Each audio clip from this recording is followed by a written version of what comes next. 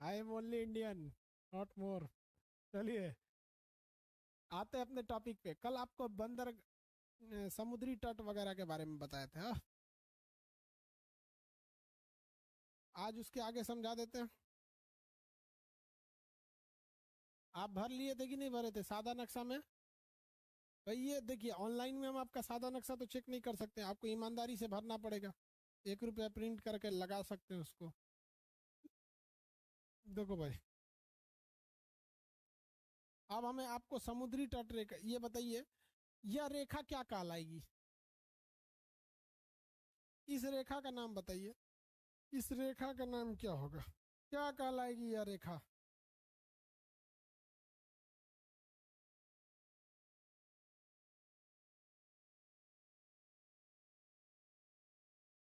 Base line, आधार रेखा। ये वाला 1 number क्या कहलाएगा? 2 नंबर क्या कहलाएगा? ये 3 नंबर क्या कहलाएगा? और ये 4 नंबर क्या कहलाएगा? एक ही कमेंट में सारा बताएंगे आप लोग, तो हम आगे बढ़ेंगे, अदरवाइज नहीं बढ़ेंगे।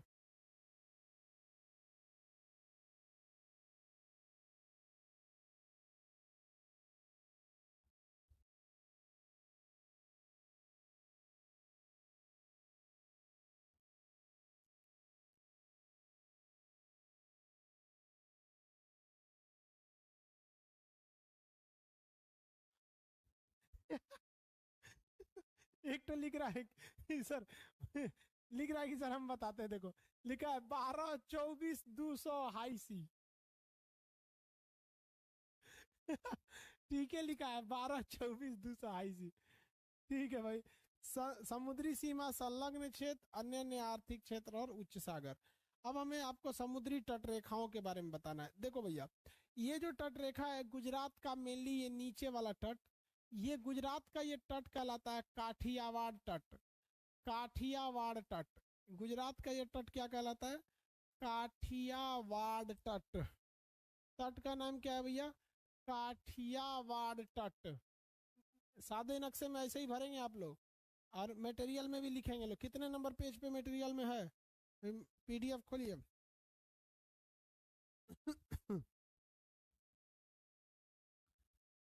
काठियावाड़ तट 71 नंबर पेज पर, 71 नंबर पेज पर है काठियावाड़ तट। 71 नंबर वहां पे। ये महाराष्ट्र और गोवा दोनों इसमें आते हैं, याद रखिएगा। महाराष्ट्र और गोवा दोनों आएंगे किस वाले तट में? तो ये आते हैं कोंकण तट। कोंकण तट, यहां से यहां तक इस तट के पैरेलल एक पर्वत भी है, कोंकण पर्वत श्रेणी। कोंकण कहिए या सह्याद्री कहिए, आप इसे कोंकण कहिए या सह्याद्री कीजिए। ये तट का नाम क्या है? कोंकण या सह्याद्री तट। तो यहाँ 2 नंबर लिखेंगे, कोंकण या सह्याद्री तट। इसमें महाराष्ट्र और गोवा दोनों आता है। कोंकण या सह्याद्री तट पे महाराष्ट्र और गोवा दोनों आता है। कोंकण या सह्याद्री तट पर महाराष्ट्र और गोवा दोनों आता है। जबकि कन्नड़ तट या किनारी तट कर्नाटक के सामने है। कन्नड़ या किनारी तट कर्नाटक के सामने है। कन्नड़ या किनारी तट कर्नाटक के सामने है।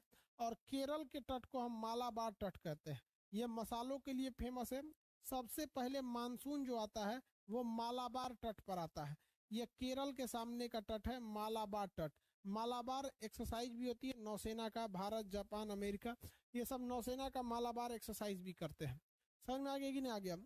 यहाँ पर पहला काठियावाड़ तट, कोंकण या सह्याद्री तट, ये हो गया आपका कन्नड़ या किनारी तट, ये मालाबार तट। नीचे से ये वाला तट को देखेंगे तो ध्यान से समझिएगा, इधर समझने में दिक्कत हो जाता है। इधर समझने में क्या हो जाएगा? दिक्कत हो जाएगा। यहाँ देखिए, ये तमिलनाडु में नीचे एक नदी जाती है जिसका नाम है कावेरी नदी। नीचे नदी जाती है कावेरी नदी। और आंध्र प्रदेश, यहाँ से एक नदी आती है कृष्णा नदी। और यहाँ पर एक नदी है महानदी। ये कौन नदी है? महानदी। तो यहाँ जो तटों का डिवीजन है नदियों के आधार पर है। यहाँ से लेकर, और ये देखिए, ये कावेरी नदी से लेकर कृष्णा नदी का ये जो एरिया है, इसे हम लोग क्या कहते हैं? इसे कहते हैं कोरोमंडल तट। इसमें दो दो राज्य आएंगे, देखिए तमिलनाडु भी आएगा, आंध्र प्रदेश भी आएगा। कोरोमंडल तट पे लौटते मानसून के कारण वर्षा होती है। लौटते मानसून के कारण वर्षा होती है। कोरोमंडल तट तमिलनाडु और आंध्र प्रदेश में आता है। आपको वर्ल्ड मैप पढ़ा दिए हैं, आप बताएंगे कि दुनिया में वह कौन सा देश था जहां पर एक और कोरोमंडल नाम का एक तट देखा गया था, एक समुद्री बीच या पुलिन या किनारा देखा गया था। वह कौन सा देश था, आप बताइए।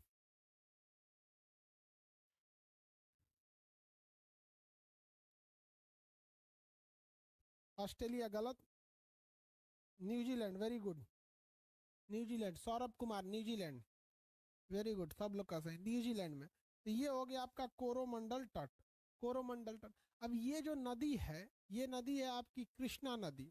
अब ये कृष्णा नदी से लेकर उड़ीसा के महानदी के बीच में, उड़ीसा में सबसे फेमस नदी है महानदी, तो उड़ीसा की महानदी के बीच ये जो नदी बह रही है उड़ीसा के महानदी के बीच में, ये इस तट के बीच को हम लोग कहते हैं उत्तरी सरकार का तट। उत्तरी सरकार का तट, देखिए इसको सरकार से कोई लेना देना नहीं है, ये बस इसका नाम है उत्तरी सरकार का। हमारे यहाँ एक आदमी है पोलदार, पोलदार समझते हैं, ट्रक में से गेहूं चावल उतरता है तो उतरता है, वही पीठ पे लेके उतारा जाता है, तो उसको उसको हम लोग के यहाँ रीजनल लैंग्वेज में उसे पोलदार कहा जाता है, उठा के इधर से उधर सामान। उसका नाम है भारत सरकार। उसको कोई बुलाते हैं भारत सरकार। अब बताओ भैया, वो है पोलदार, नाम रख ले भारत सरकार। एक तो और उसी के साथ पोलदार का वो भी काम करता है, उसका नाम है वकील। वो वकील नहीं है, उसका नाम है वकील। तो दोनों मिलके सामान उठाते हैं, एक एक का नाम है भारत सरकार, एक तो का नाम है वकील। और जो वकील है वो अपने बेटा का नाम बैरिस्टर रख ले। ऐसा ऐसा नाम होते हैं सब भाई। अब क्या कीजिएगा, तो इस पे नाम से मत जाइएगा, ये पॉलिटिकल नहीं है। जैसे हमारे नाम को लेके कैसे हो जाता है, अमित सिंह कभी कुछ जालिम खान, नाम पे कभी नहीं जाना चाहिए, वो उसका पॉलिटिकल नाम नहीं है। उत्तरी सरकारी से कहते हैं, इसको सरकार से कोई लेना देना नहीं है। ये हो गया उत्तरी सरकार का तट। अब यहां से लेकर ये कलकत्ता में एक नदी जाती है, हुगली नदी। ये हुगली नदी तक जो जाता है इसका नाम है उत्कल तट। इसका नाम क्या है, उत्कल तट। ये ओडिशा में है, समझ में गया। तो ओडिशा में ये ऊपर वाला हो गया उत्कल तट, ये पश्चिम बंगाल में टच कर जाएगा। ये उत्तरी सरकार का तट। ये 6 नंबर और ये 7 नंबर, ये आपको याद रहने चाहिए। एग्जाम में अक्सर पूछ देता है, इधर वाला नदियों के आधार पर और उधर वाला राज्यों के आधार पर। गुजरात के तट का नाम काठियावाड़ तट। गुजरात के तट का नाम गुजरात। अरे इधर बोल रहे हैं तो सोच रहा माइकों में सुनाई दे रहा है।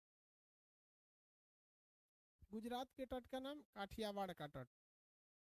गुजरात के तट का नाम काठियावाड़ का तट। महाराष्ट्र कोंकण या सह्याद्री।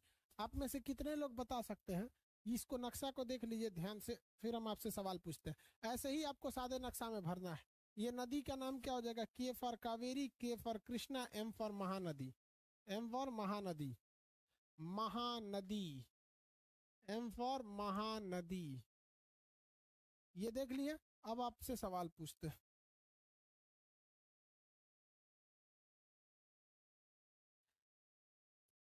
महानदी और कृष्णा नदी के बीच के तट को क्या कहते हैं।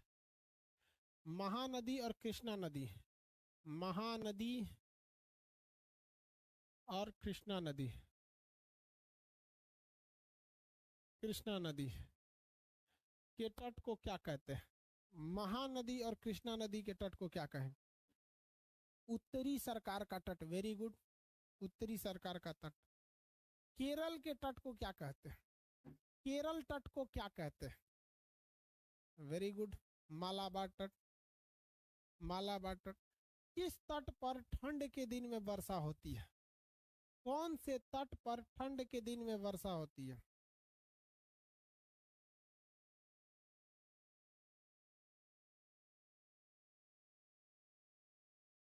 Coromandel, very good. कौन से तट पर लौटते मानसून के कारण चक्रवात आते हैं, कौन से तट पर लौटते मानसून के कारण चक्रवात आते हैं। हम वर्षा की बात नहीं कर रहे हैं, चक्रवात की कर रहे हैं। कौन से तट पर लौटते मानसून के कारण चक्रवात आते हैं। तो चक्रवात उड़ीसा और आंध्र प्रदेश में आता है। तो उड़ीसा और आंध्र प्रदेश का तट उत्तरी सरकार का तट हो जाएगा। और वर्षा तो कोरोमंडल के तट पर हो जाएगा, कोरोमंडल के तट पर हो जाएगा। हो गया। तटों को याद रहेंगे। आप मटेरियल में भर लेंगे, मटेरियल में भरेंगे। कैसे भरेंगे?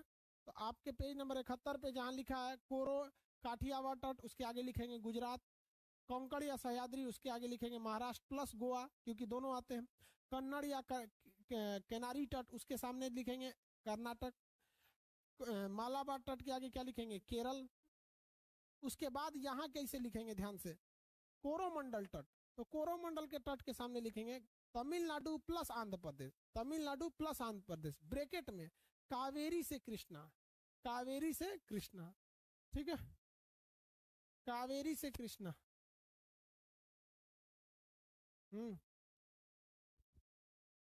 प्रणाम प्रणाम, हाँ बोलिए।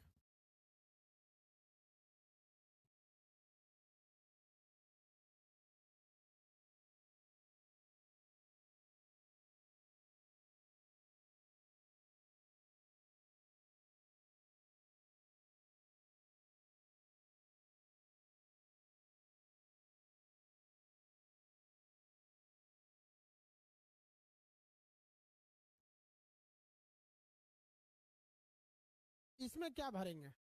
उत्तरी सरकार में Andhra Pradesh plus Orissa, Andhra Pradesh plus Orissa, bracket में महानदी से कावेरी, कृष्णा से महानदी।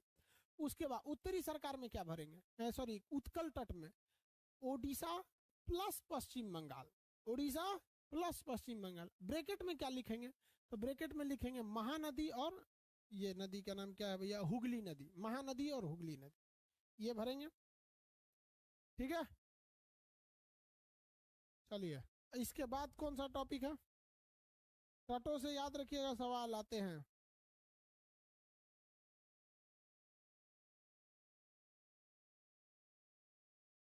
उसके बाद आता है आपका परमाणु बिजली घर। इससे तो एक क्वेश्चन भाई साहब एग्जाम में पक्का। अगर नक्शा से पूछेगा तो लोकेशन पूछेगा, और नहीं तो केमिस्ट्री से पूछेगा। ससुरा दोनों यही बता देते हैं, केमिस्ट्री से पूछेगा तब वो बता देना, नक्शा से पूछेगा तभी बता देना।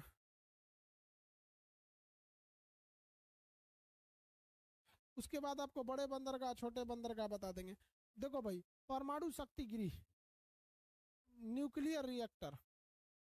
न्यूक्लियर रिएक्टर क्या होता है? एक ऐसा जगह जहां परमाणु से हम बिजली को तैयार करते हैं। परमाणु से हम किसको तैयार करते हैं? बिजली को तैयार करते हैं। उसे हम लोग कहते हैं न्यूक्लियर रिएक्टर। उसे क्या कहेंगे? Nuclear reactor, reactor. चचरा क्या लिखा गया?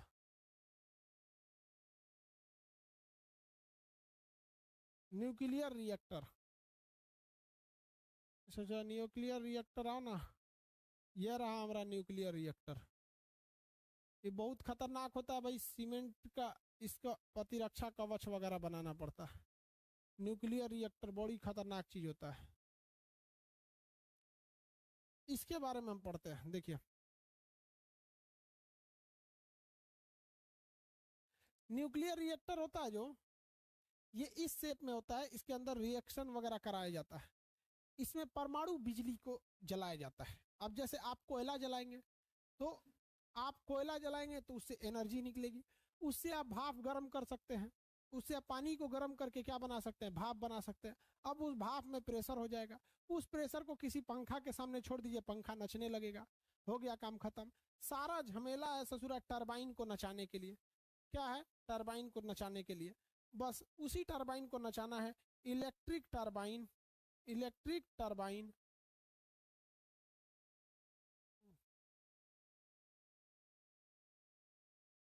इलेक्ट्रिक टरबाइन बोलते हैं उसको। आ गया ससुरा।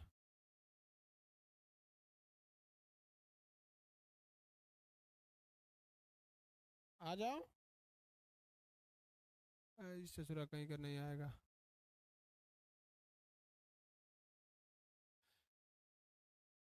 ये है इलेक्ट्रिक टरबाइन। इसको नचाइए, अब बिजली बनाइए। इलेक्ट्रिक टरबाइन को नचाइए और बिजली बना दीजिए। लेकिन इसको नचाने में नौ नतीजा हो जाता है। आदमी इतना हल्का तो होता नहीं इसको नचाना।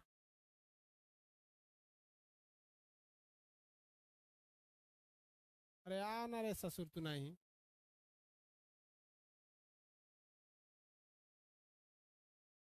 देखिए बाबू,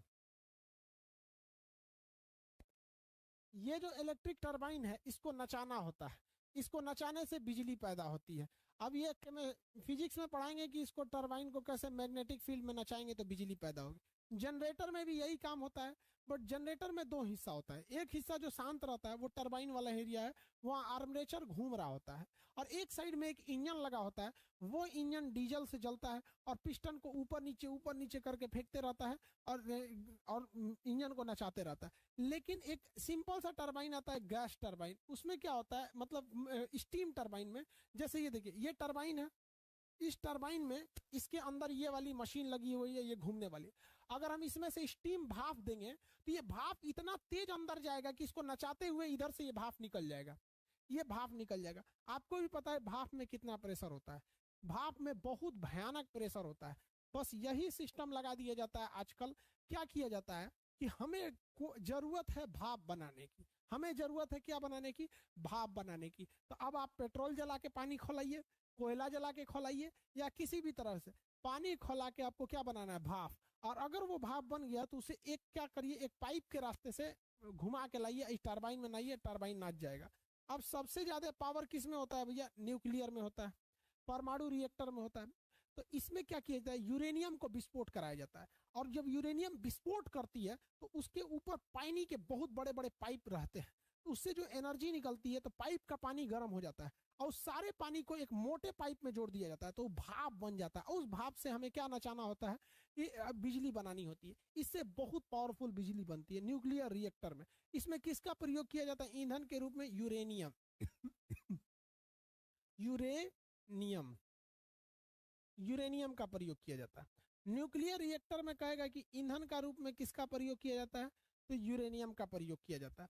लेकिन इस यूरेनियम में जब विस्फोट बहुत भयानक हो जाता है तो इसे कंट्रोल करना मुश्किल होता है और वो फट के निकल सकता है, इसलिए इसे सुरक्षा देने का काम ये कंक्रीट का वाल करता है।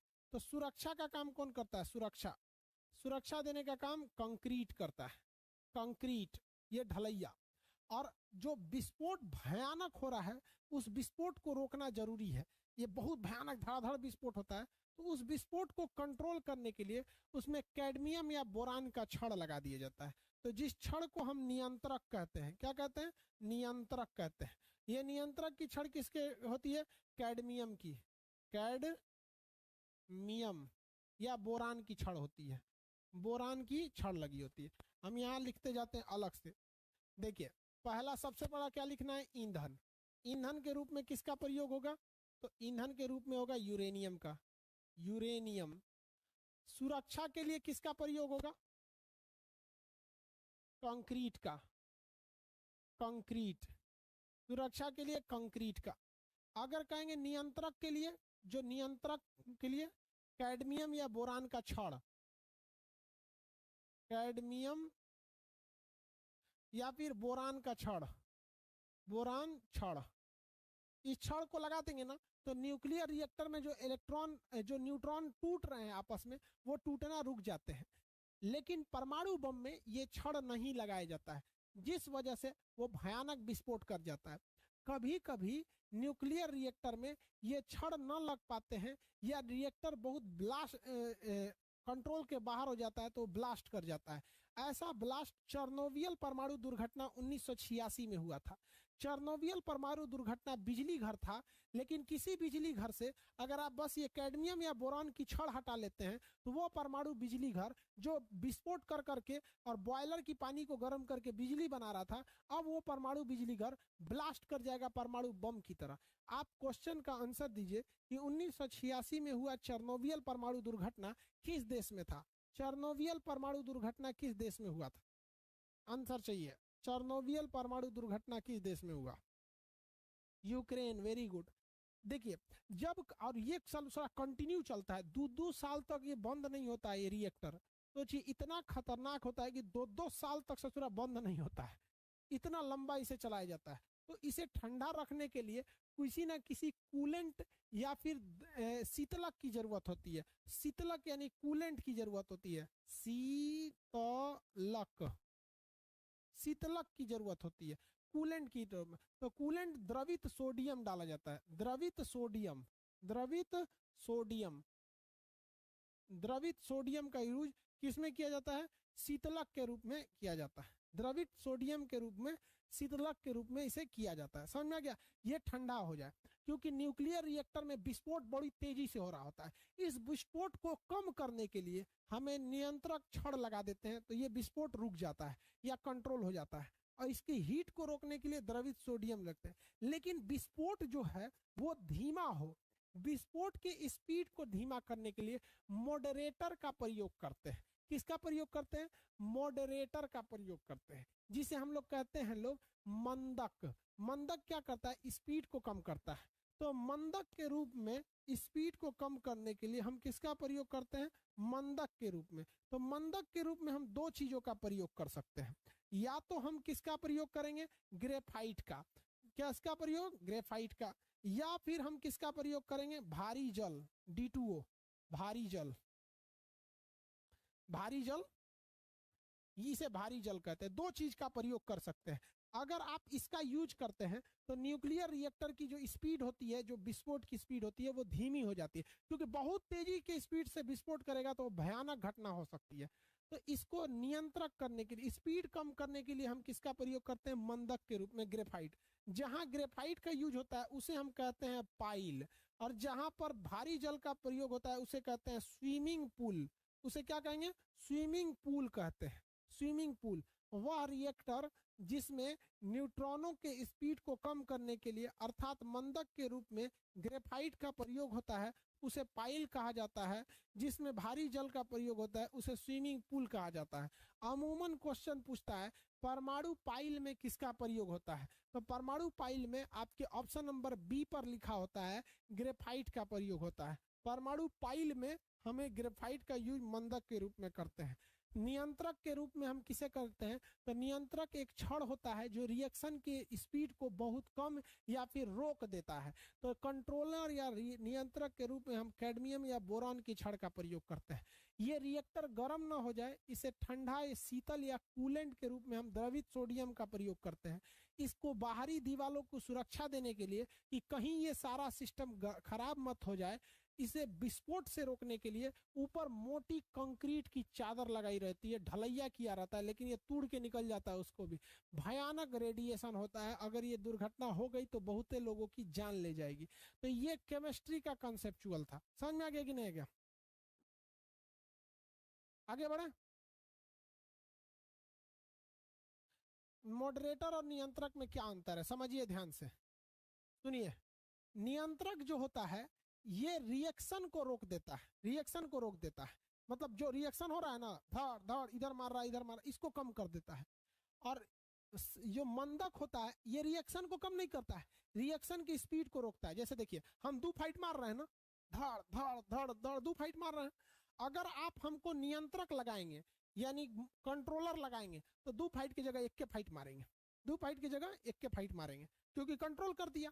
लेकिन अगर आप मंदक लगाते हैं, मंदक लगा देते हैं, दो फाइट मार रहे हैं मंदक लगा देते हैं, तो हमारा बस स्पीड धीमा होगा। लो ऐसे ऐसे अभी मंदक है, अब पता चला कंट्रोलर लगा दिए तो वो धीमा कर देगा मंदक। पूरा कंट्रोलर लगा दिए, बंद हो गया यहाँ पर। तो कंट्रोलर रिएक्शन को धीमा करता है और मॉडरेटर रिएक्शन की स्पीड को धीमा कर देता है। ये सारी चीजें आपको मटेरियल में लिखने का जगह दिया है, साइड में उसको लिखिएगा। भारत का पहला परमाणु रिएक्टर कौन था? तारापुर। इसको साइड में लिख लीजिएगा, आपके मटेरियल में साइड में लिखने का जगह दिया है, मटेरियल में साइड में लिखने का जगह दे रखा है। अब आपको जगह याद रखना है कि भारत का पहला परमाणु रिएक्टर कहाँ लगाया गया था। भारत का पहला परमाणु रिएक्टर कहाँ लगा था? महाराष्ट्र के तारापुर में, 1972 अमेरिका के सहयोग से। पहला कौन सा, क्या लिखा है भैया? एक नंबर आपके मटेरियल में तारापुर, एक नंबर महाराष्ट्र के तारापुर में, एक नंबर रिएक्टर लगा था महाराष्ट्र के तारापुर में। आपके मटेरियल में है या नहीं है? तो पहला एक नंबर क्या लिखा है भैया? सबसे पहले क्या लिखा है? खाली हाथ दिया है भरने के लिए। तो जो खाली हाथ बनाया इस तरह भरने के लिए कलम लेके, उसमें क्या लिखेंगे? विखंडन अभिक्रिया। कौन सा? विखंडन अभिक्रिया। विखंडन क्रिया। बताइए परमाणु रिएक्टर में क्या होता है? विखंडन होता है। परमाणु रिएक्टर में विखंडन होता है। अब इसमें सीक्वेंस में दिया है, पहला एक नंबर लिखा है नरौरा। तो भैया नरौरा उत्तर प्रदेश के बुलंदशहर में है। पहला परमाणु रिएक्टर उत्तर प्रदेश के बुलंदशहर में, क्या नाम है? नरौरा। क्या नाम है? नरौरा। अब राजस्थान के कोटा में है आपका रावत भाटा। राजस्थान के कोटा में है रावत भाटा। राजस्थान के कोटा में है रावत भाटा। राजस्थान के कोटा में है रावत भाटा। क्या नाम है? रावत भाटा। गुजरात में है कैगा। गुजरात में कौन सा है? ताप्ती नदी के किनारे कैगा। गुजरात में कैगा। महाराष्ट्र में है तारापुर। महाराष्ट्र में तारापुर। भारत का पहला रिएक्टर तारापुर। भारत का पहला रिएक्टर तारापुर। गोवा में कोई रिएक्टर नहीं है। कर्नाटक में है यहाँ पर। 5 नंबर ना होगा जी। कर्नाटक वाला कितना नंबर होगा? 5 नंबर होगा। यहाँ 5 नंबर होगा। कैगा, कर्नाटक में कैगा। गुजरात में काकरापारा है, सॉरी कैगा बोल दिए। गुजरात में क्या है? काकरापारा। गुजरात में काकरापारा। तो नरौरा कहाँ है? उत्तर प्रदेश। नरौरा बोलिए तो उत्तर प्रदेश। क्या हुआ भाई?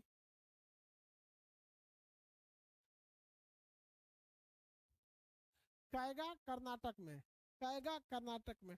वह कौन सा राज्य है जहां सबसे ज्यादा परमाणु रिएक्टर हैं? तो तमिलनाडु में। तमिलनाडु के चेन्नई में कुड़ानकुल्लम और कलपक्कम, दो ठो है तमिलनाडु में। दो ठो है, एक कुड़ानकुल्लम है, एक कलपक्कम है। तो कलपक्कम तो बहुत पुराना है और कुड़ानकुल्लम अभी नया है। तो कुड़ानकुल्लम नीचे है, कलपक्कम है 6 और ये 7। तमिलनाडु में 2 ठो रिएक्टर है, एक कुड़ानकुल्लम है, एक कलपक्कम है। तो कल यहाँ पर हो गया आपके मटेरियल में लिखा हुआ है, देखिए 7 नंबर पे लिखा है कलपक्कम। तो कलपक्कम जो है वो चेन्नई में है। कलपक्कम जो है वो चेन्नई है और कुड़ानकुल्लम है वो जो नीचे है। कुड़ानकुल्लम को लेकर अभी विवाद हो रहा है। कलपक्कम के अंदर एक छोटा रिएक्टर है जिसका नाम है कामिनी। क्या नाम है? कामिनी। कामिनी रिएक्टर, छोटा रिएक्टर है कामिनी, उसमें लिखने का जगह भी दिया गया। अभी 2 और रिएक्टर लगाए जा रहे हैं, महाराष्ट्र में एक जैतापुर में और एक हरियाणा के गोरखपुर में। इसकी घोषणा मनमोहन सिंह करके गए थे। हरियाणा के गोरखपुर में परमाणु रिएक्टर लगाने की घोषणा और महाराष्ट्र के जैतापुर में लगाने की घोषणा ये मनमोहन सिंह ही करके गए थे। अब हम आपसे क्वेश्चन पूछते हैं, उत्तर प्रदेश में कौन सा रिएक्टर? तो नरौरा, नरौरा है। राजस्थान में रावत भाटा। गुजरात में काकरापारा। महाराष्ट्र में कैगा। कर्नाटक में, महाराष्ट्र में तारापुर, कर्नाटक में कैगा और तमिलनाडु में 2 रिएक्टर हैं, एक कुड़ानकुल्लम एक कलपक्कम। ये 2 रिएक्टर हो जाते हैं कहाँ पर? तो तमिलनाडु में। तमिलनाडु के कुड़ानकुल्लम जो पुराना वाला है और कुड़ानकुल्लम जो अभी नया है और कलपक्कम जो पुराना है, जो चेन्नई में कलपक्कम है उसमें एक अलग से छोटा रिएक्टर लगाया गया है जिसका नाम है इंदिरा गांधी रिएक्टर या फिर उसका नाम है कामिनी। कामिनी, कामिनी रिएक्टर नाम है। गोरखपुर हरियाणा में लगने वाला है, महाराष्ट्र के जैतापुर में लगने वाला है। अब ये कब लगेगा इसकी कोई गारंटी नहीं। आप अपना मटेरियल खोलिए, जो हम बोल रहे हैं उसको भरिए। मटेरियल खोलिए, जो बोल रहे हैं उसको भरिए। हम यहाँ लिखते चलते हैं, आपको भरते चलना है। मटेरियल खोलिएगा, भरिएगा। पहला क्या भैया? नरौरा। इसमें कुछ नहीं भरना है नरौरा में, केवल ऊपर लिख देना ऐसे यूपी, बस हो गया। दूसरा रावत भाटा। रावत भाटा, रावत भाटा ये कहाँ पर है भैया? राजस्थान। राजस्थान। तीसरा काकरापारा। काकरापारा कहाँ पर है? गुजरात। इसमें भी कुछ नहीं लिखना है, तो जरा मीट क्यों रहा है रे? गुजरात। उसके बाद तारापुर। तारापुर में लिखना है तारापुर। देखिए तारापुर में लिखना है आपको, क्या लिखना है? महाराष्ट्र। एमएच से महाराष्ट्र।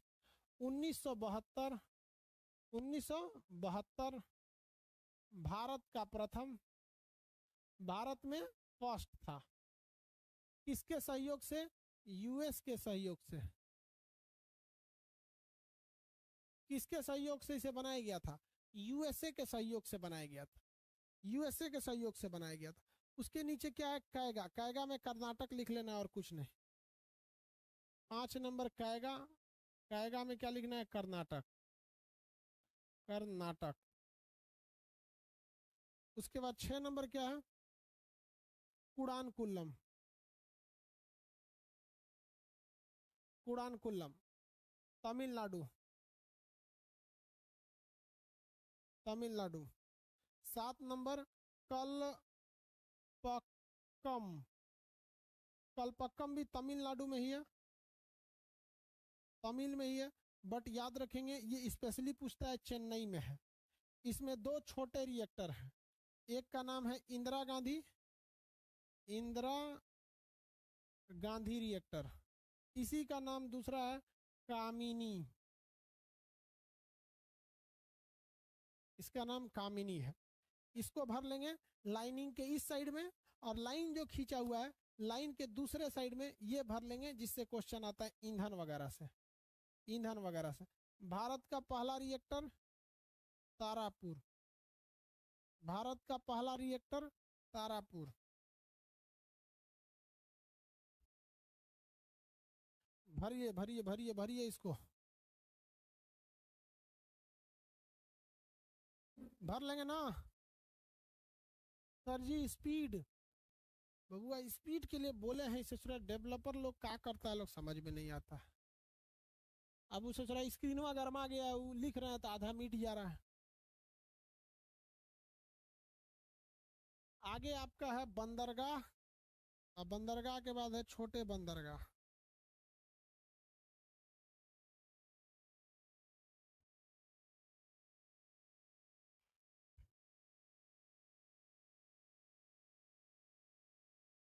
बंदरगाह के बाद छोटे बंदरगाह।